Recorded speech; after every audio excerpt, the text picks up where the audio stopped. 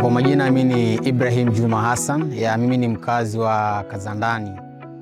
Kwa mimi nimeamua nije nichukue kura, although ni mara yangu ya kwanza, na venye hao jamaa wanafanya hizi kazi zao, wanafanya kazi faster sana. Hajachukua hata dakika 5 hazijaisha, nimesha register tayari na mimi niko kadi.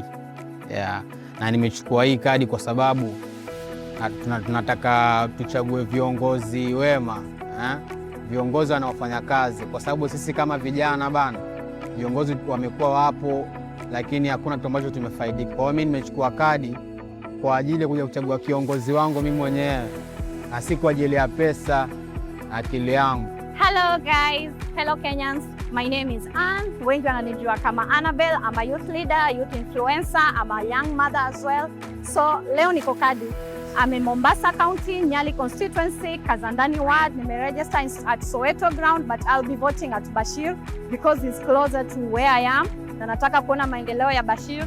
So niko kadi, as I said, and it's very important for the youths in Kenya, the youths in Mombasa, the youths in Nyali, Gen Zs, vile wanatuita. It's our time, you know, Gen Z nilisema it's a generation, it's not a stereotype, and it's our time to take space, to choose the leaders that we want, the leaders that will favor us, the leaders who will have our interest at their hearts.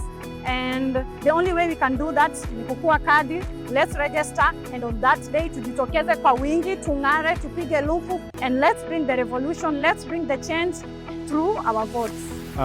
Kwa majina naitwa Abbas Yusuf, ni voter registration clerk Nyali constituency, Kazandani ward. So leo tuko hapa Soweto grounds, tulikuwa na mass voter registration ya kuangalia kuregister new voters. So far mpaka sasa hii tunaona turnout kidogo sio kama tulivyo expect. Mainly kuna changamoto nyingi, mfano vijana siku hizi hawataki kujitokeza, wengine unasikia hawaja receive ID zao, wengine wako na uoga, wengine hawana knowledge, hawajui umuhimu wa kuchukua voters card, hawajui umuhimu wa kuvote. So tungependa kuwahimiza watu, serikali, different stakeholders kuungana mikono, kutoa voter registration na kuhakikisha kila Mkenya anapata kujivunia Ukenya wake kwa kupiga kura na kuchagua kiongozi anayemtaka.